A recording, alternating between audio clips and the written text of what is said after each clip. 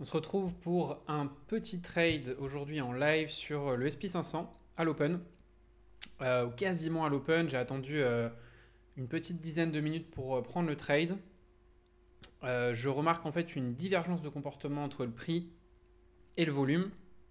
Et donc je vais essayer d'en profiter pour aller targeter l'order block le plus proche. Et on va voir si le volume me donne raison. Alors on va checker un petit peu ici les targets que je pourrais essayer d'aller chercher.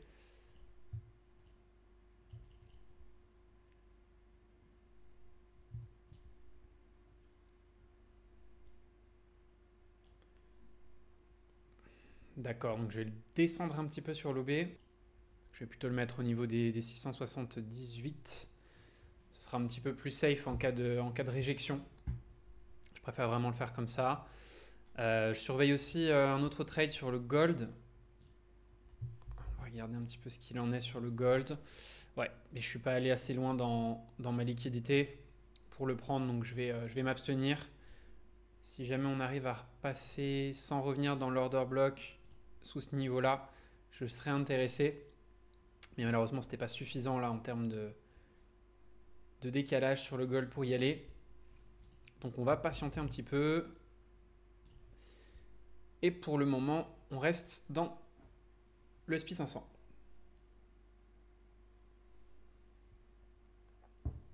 Donc la situation est un petit peu spéciale. On sait que vendredi dernier, pour ceux qui ont suivi, on a eu une sorte de mini crash. Alors c'est pas vraiment un crash, mais on a eu en tout cas des indices qui ont perdu énormément de valeur, donc entre 4 et 5% chez les indices, suite à la décision de Trump. Enfin, en tout cas, à son discours concernant les tarifs en Chine.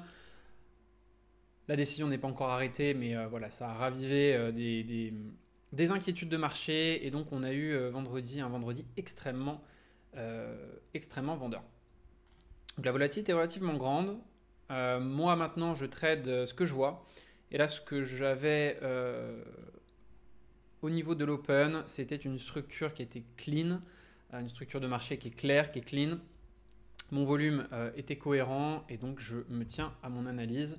Je ne me fais pas perturber je ne me laisse pas perturber par ce que j'appelle le bruit de marché, c'est-à-dire les news ou ce qu'on peut en dire.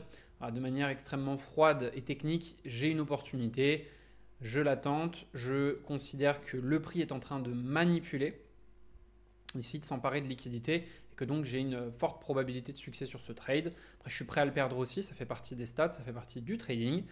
Mais voilà, c'est vraiment ce que je voulais trader ici. Alors, on peut voir que là, il y a beaucoup de rechargement dans le time and sales. Ici, au niveau de quel prix? Des 65. Dès qu'on est revenu aux 65, on a eu des exécutions. Ah, là, ça a changé. Ok, on est pas mal du tout. Alors là, je vais pas accepter de perdre. À partir de ce moment-là, je vais sécuriser les fees. On risque d'avoir un rejet à partir des 77,25. Ok, on a été sorti. Bon, bah, parfait. Super. Je vais vérifier les ordres. À partir de quand est-ce qu'on avait réagi? On a commencé la réjection. On a eu du rechargement.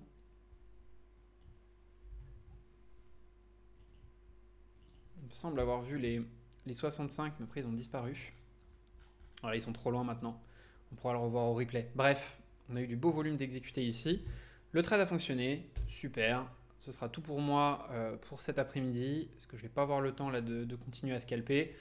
Super, un trade à l'open. J'espère que c'était clair. Bon trade à tous, soyez prudents et on se retrouve très vite pour un nouveau contenu. Pour tous ceux qui sont intéressés par un coaching complètement personnalisé, tous mes liens sont en description, donc n'hésitez pas à me contacter.